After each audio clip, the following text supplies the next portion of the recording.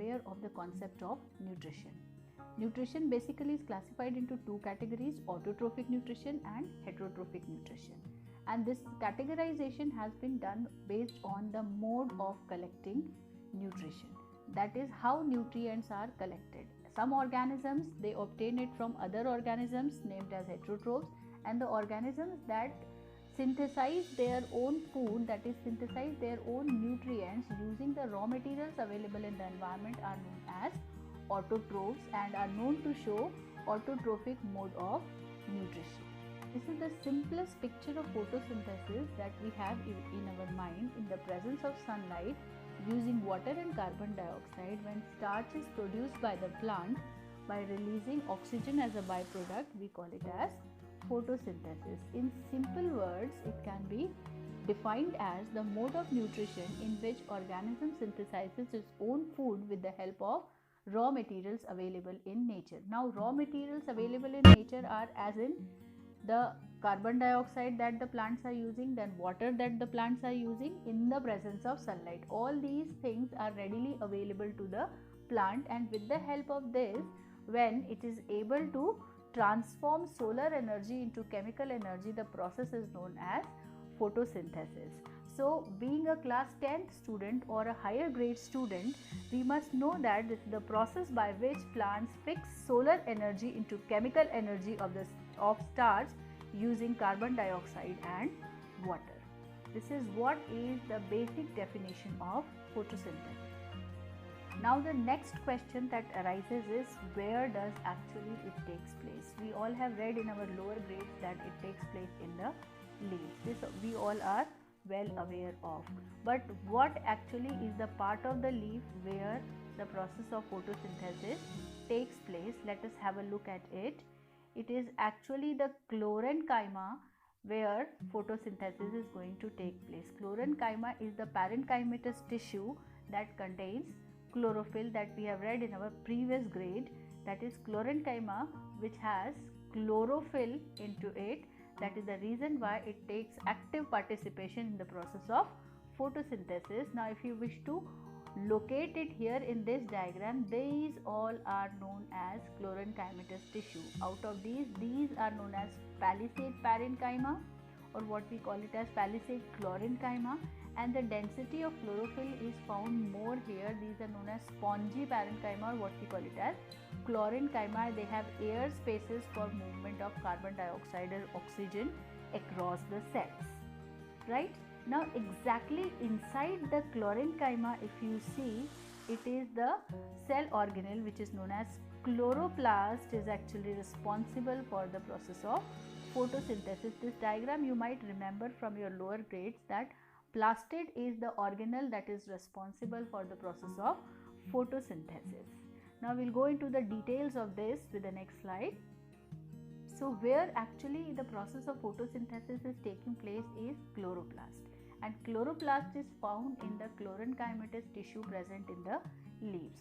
Now, let us try and locate these tissues and the organelles and where actually the process of photosynthesis is taking place. In case if you take the TS of a leaf, small transverse section of the leaf, you will find the structure to be visible like this, in which you have this outermost layers, this upper layer and the lower layer, which are known as the epidermal layers of the leaf. And inside the epidermal layers, you may be able to find some structures which are known as stomata. Stomata are the opening of the epidermal tissue which helps in communication of the leaf with its exterior. Right? Now, these blue and yellow colored structures that we are able to see are vascular bundles. Vascular bundles are seen as veins in the leaf. In case if you see a simple leaf, you will find some venation, patterns of venation found in the leaf. Those patterns of venations actually are made up of these vascular bundles, which contain xylem and phloem and carry water, minerals towards the leaf and food away from the leaf. So these are actually the transport bundles of the leaf. Apart from that, around these transport bundles, we are able to find palisade parenchyma and chlorenchyma tissue, where actually the process of photosynthesis is taking place. And in case if you enlarge one of the chlorenchyma tissue, you will find that the organelle present in the chlorenchyma cells is plastid, which is actually responsible for the process of photosynthesis. Now we had been studying about chlorophyll. Presence of chlorophyll is necessary for photosynthesis. Now where actually chlorophyll is found? If you look at the detailed structure of plastid chloroplast, you will find that there are stacks of thylakoids present here, and inside each of the thylakoid you will find presence of chlorophyll pigment, and this is the pigment responsible for trapping solar energy and converting it into chemical energy, right?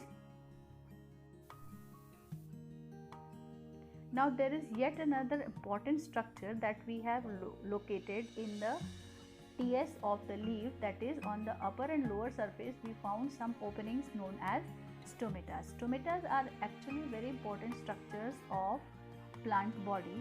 These are the openings present in the epidermis of the leaf, guarded by a pair of guard cells. A pair of guard cells surround the opening, which is called as stomata. Now if you see the structure of stomata, it is clearly visible that a pair of guard cells, this is one guard cell, this is another guard cell, and these two guard cells together will help in making the structure stomata. Stomata actually is the space which is present between the two guard cells. Now if you see the two guard cells which are turgid in condition, they form a gap between them. This gap is known as the stomatal opening, and when the cells do not have sufficient water, they are flaccid in condition, and under flaccid conditions the gap between the two cells is not found, and we say that the stomata is closed. So when the guard cells are turgid due to presence of sufficient water, the stomatas open, and the space between these two guard cells help in exchange of gases and also help in loss of water from these openings.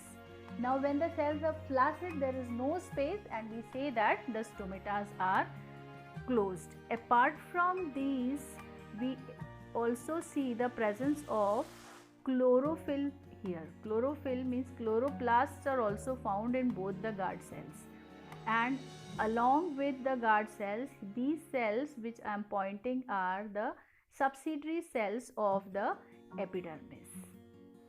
Clear with this? And next is, this is the actual diagram of stomata. That means to say that actually stomatas look like this small slit between the two guard cells. These are seen as the slits. And one more very important fact about stomata is the upper surface of the leaf has less number of stomatas as compared to lower surface of the leaf, and that is to reduce the rate of transpiration and to keep the stomatas open. Now what actually is the function of stomatas? Stomatas help in exchange of gases, gaseous exchange, may it be entry of carbon dioxide into the leaf, may it be exit of oxygen as a byproduct. Both the ways exchange of gases takes place with the help of stomata. Next, it helps in loss of excess water by the process of transpiration. Transpiration is loss of excess water from the stomatas. Now the question arises, if the stomata has to lose the water that is excess, why does the plant absorb it?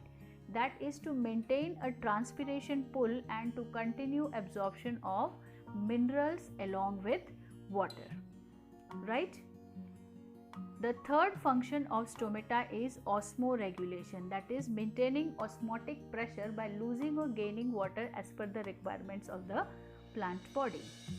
Now if you see the structure of stomatas, carbon dioxide is taken in by the stomata, water is taken out by the stomata. When water is taken out, it is known as transpiration, and oxygen, that is a byproduct of the process of photosynthesis, also is released into the atmosphere with the help of stomatas. Now what is the significance of transpiration? Transpiration is a very important process which is required by the plants for maintaining temperature around their body. We all know that transpiration is loss of water, but loss of water takes place by evaporation, and we all know in chemistry we have learnt about evaporation gives a cooling effect. So water that gets evaporated out of stomata gives a cooling effect to the plant body, and that is the reason why we feel cool around plants. Even on hot sunny days, if you sit under a tree, you will feel comparatively cooler. Reason behind is the process of transpiration, right? The second significance of the process of transpiration is upward movement of water and minerals by applying transpiration pull. It is just like pulling your juice from a glass. In a glass, when a juice is filled and you put straw into it and you suck it, the moment you start sucking, the juice rises upwards. Same way, transpiration pull acts as the sucking that helps in pulling water and minerals upwards, right? Now let us try and understand this magical process of photosynthesis. Photosynthesis, the word, if you see, it is made up of two words, photo and synthesis. That means to say that photosynthesis takes place in two steps. The very first phase of this process is photophase, which is also known as the light phase of photosynthesis. It is dependent directly upon light and it takes place in the thylakoid where chlorophyll is found, because we had been studying about chlorophyll as the pigment that helps in trapping solar energy. So here comes the use of chlorophyll, where it has trapped solar energy into chemical energy. Now how exactly it takes place is, basically what happens in this phase is photolysis of water. Photolysis of water means lysis of water molecules into hydrogen and oxygen. Now the oxygen that is released by the photolysis of water is released into the atmosphere as one of the byproducts, and hydrogen ion will be utilized for synthesis phase, second phase, that is synthesis phase. And the second most important thing that is happening in the photophase is formation of energy rich molecule, that is ATP, right? Now if you see the diagram, the things are very clear to you. Very first phase, which is known as the light phase, where light is directly trapped by the chlorophyll present in the thylakoids. This will help in producing ATP and will help in carrying hydrogen released after photolysis of water to the stromal area of the chlorophyll, that is out of the thylakoids, right? Now the second phase, which is also known as the synthetic phase, where synthesis of starch in the stroma takes place using carbon dioxide. Basically, if you see starch molecule, it has three important types of atoms. One is hydrogen, carbon and oxygen. Now hydrogen was supplied by photolysis of water. One atom required for synthesis of starch is found. The second and the third atoms required for synthesis of starch will be supplied by carbon dioxide. Carbon dioxide, since it contains carbon and oxygen. Now this carbon, hydrogen and oxygen will be ligated or stitched together with the help of solar energy trapped in the ATP molecules, and this is how ATP and NADPH is a carrier molecule that is going to carry only hydrogen here, will release hydrogen here and will come back to carry another hydrogen atom from the thylakoids. And ATP also is a carrier molecule of energy. So energy and hydrogen are transported to the stromal area, where with the help of Calvin cycle and utilizing carbon dioxide, sugar, or what we call it as starch, will be synthesized by the process of photosynthesis. This is how actually this magical process of photosynthesis takes place. Now let us see how this complete process can be summed up into a simple chemical equation. If you want to sum it up into a simple chemical equation, you will find that carbon dioxide, 6 molecules of carbon dioxide along with 6 molecules of water in the presence of solar energy and chlorophyll by the process of photosynthesis will be converted into glucose and oxygen. This is the simplest chemical representation of the process of photosynthesis.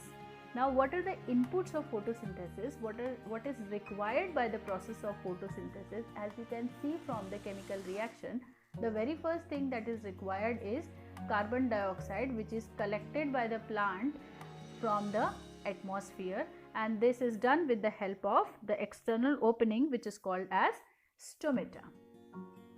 The next input is water and minerals. Minerals actually do not participate directly in the process of photosynthesis, whereas water has an important role to play in the process of photosynthesis by providing hydrogen ions responsible for synthesis of starch. And these water and minerals, these are absorbed from the roots of the plant. Now the third thing which is required is energy, and that is collected from sun. Solar energy is the source of energy for the process of photosynthesis. In simplest diagrammatic representation, we will be able to find the process of photosynthesis where sunlight is being supplied to the leaves with the help of carbon dioxide. Sugars are produced as a product and oxygen is produced as a byproduct. So if we identify the inputs, these are the three inputs responsible for photosynthesis: the sunlight, carbon dioxide and water. Right? Now let us see what are the various factors that affect the rate of photosynthesis. Whatever is the inputs, they are the concentration and the availability of inputs are going to directly impact the rate of photosynthesis. Like if you see, light is a very important factor or a very important input required for the process of photosynthesis.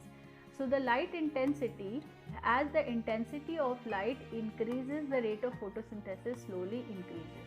But after a certain level of intensity of light, the rate of photosynthesis is constant, because then it is governed by the other factors responsible for the process of photosynthesis. And you will be surprised to know that it is the factor which is least responsible for deciding the rate of photosynthesis.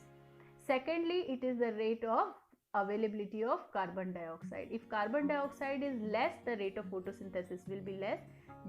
The moment carbon dioxide goes on increasing, the concentration of carbon dioxide increases, the rate of photosynthesis is increased, and at saturation level, according to the presence of chlorenchyma tissue, at saturation level, now the rate of photosynthesis will be constant after a certain level of availability of carbon dioxide. And if you see temperature, it has a great role to play. Lower temperatures are adversely affecting the rate of photosynthesis. The moment the temperature rises, the rate of photosynthesis is increased. Nearly 25 to 35 degrees Celsius is the ideal range of temperature where the rate of photosynthesis is maximum, and in case if it rises above that, then again the rate of photosynthesis declines. So extremely higher or extremely lower temperatures are harmful for the rate of photosynthesis. The best range of temperatures is 25 to 35 degrees Celsius. I hope you could understand the complete process of photosynthesis and the apparatus required for it. Now stay tuned for the next video so that we can understand some more concepts of physiology in a better way. Thank you and stay tuned with us.